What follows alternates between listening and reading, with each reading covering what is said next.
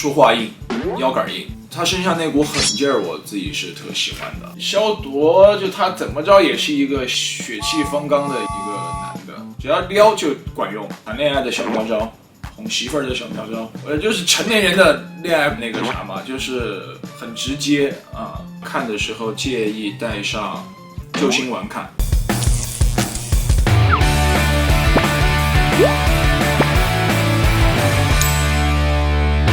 神巨亮的小伙伴们，大家好，我是王鹤棣，在浮屠缘中饰演萧铎。当初拿到浮屠缘剧本最吸引你的地方是什么呀？是这个角色的立体感。首先，它的色彩化，它这个宦官的身份，然后再加上他的这些隐忍啊、恩怨情仇、人情世故啥的，我觉得这是一个非常立体丰满的一个角色。那你眼中的萧铎是个怎样的人物呢？我眼中的萧铎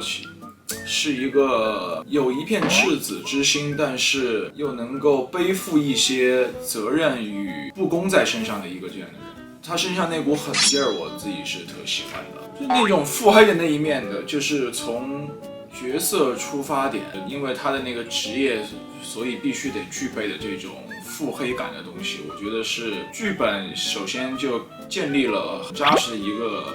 出发点了，所以我在饰演的时候，其实还是就很快的就有找到这个状态。萧铎是个权倾朝野的招定司掌印，也非常的霸气。你觉得他身上的霸气是属于哪一种呢？说话硬，腰杆硬，他的执行力和他的能力就是足够让他有这份霸气。其实很多的其实是眼神，他的那个姿态，就是他眼神肯定是很厉的，他有时候会有一些不怒自威，或者说就是凌厉的这种眼神嘛。萧铎这个角色的身份很特殊，但你演绎的版本会给人一种刚柔并济的感觉。但是你有在这部分做一些自己的调整吗？其实这个是我在进入到浮屠缘剧组之前一直在思考和一直在做功课的一个事儿，就是觉得，演这种大家就是常规意义上认知的这种宦官，就是我对这个也不擅长。气质上其实大家都知道，就是我可能比较外放，比较刚一点那种，所以去呈现这种需要有阴柔风的这种角色的时候，对我自己来说还是一个蛮有压力的事儿的。但是后来也是我一个朋友给我提的一个意见和一个方法。其实，在演萧铎这个角色的时候，你可以把那个阴柔的那个劲儿理解为讲究，就是他是一个非常讲究的人，他不一定说非得是说话要夹着声音啊，姿态上一定要是那种就是兰花指啊这种，很多时候有去参考那种西装暴徒，就那种就特讲究。就萧铎他就其实是参考了这个，他整理的衣服啊，他爱干净啊，讲卫生啊，反正就这种很多的这种设计，其实是为了呈现他这个角色，就是算是一条另辟蹊径吧。那你觉得萧铎在宫中的生存之道是什么呢？隐忍，然后雷厉风行，办事狠，识时务，讨上级领导开心。我觉得就是他心里面有一个执念和一个不得不去完成的任务，就是给他弟弟报仇嘛。所以他有这份信念感在，我觉得就是支撑他在一步一步的往上去爬，去追求更高的权利，他才能有这个机会去替自己的弟弟报仇嘛。那萧铎在面对荣安皇后和慕容高拱时，分别是什么态度呀？荣安皇后的话，其实就是萧铎一直以来就一个战略合作伙伴，然后跟慕容高拱其实就是一开始是这种利用关系，然后到后来变成一个对抗关系。一开始是他拿捏慕容高拱嘛，是作为他自己权谋上的一个工具棋子这种，但后来有点玩脱了，到后来就是我的一个隐患。这次剧中有很多打戏，你觉得萧铎的特殊技能是什么？萧铎玩的是双刀嘛，然后萧铎就是打戏有个很标志性的，就是他那个贴地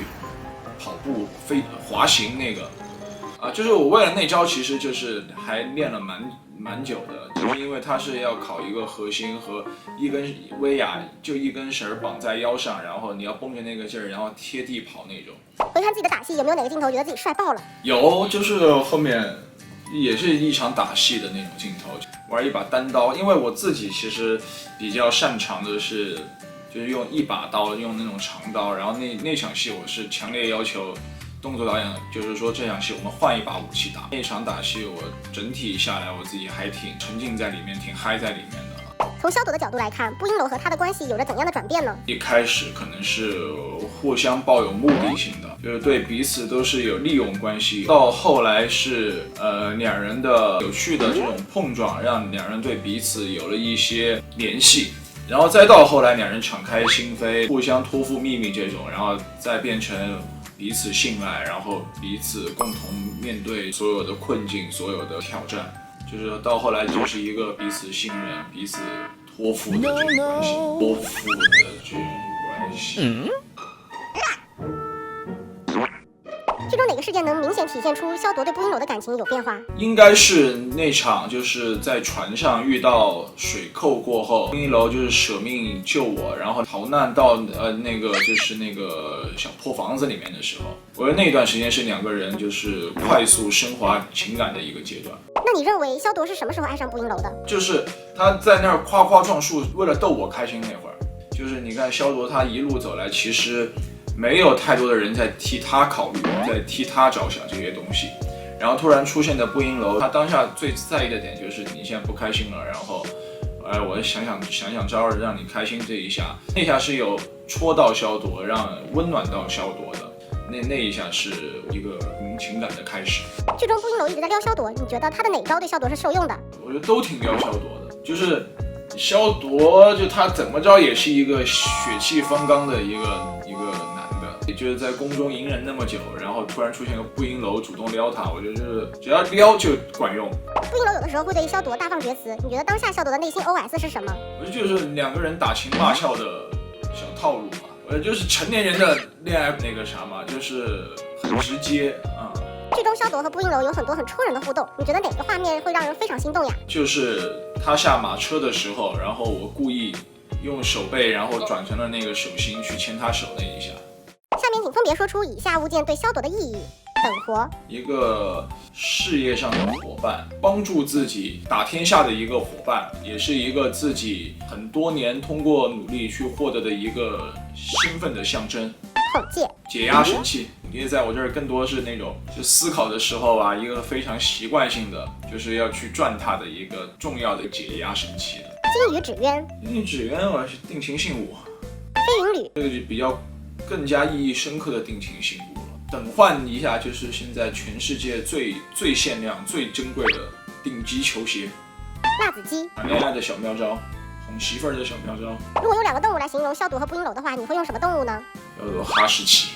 步英楼小兔子，就是他的自己搞事业的时候，就是又有那种狼性在，但是在步英楼那儿，他又掰回那种就是挺二哈的那种性质在的，就是一个狼和二哈的结合吧。就哈士奇嘛，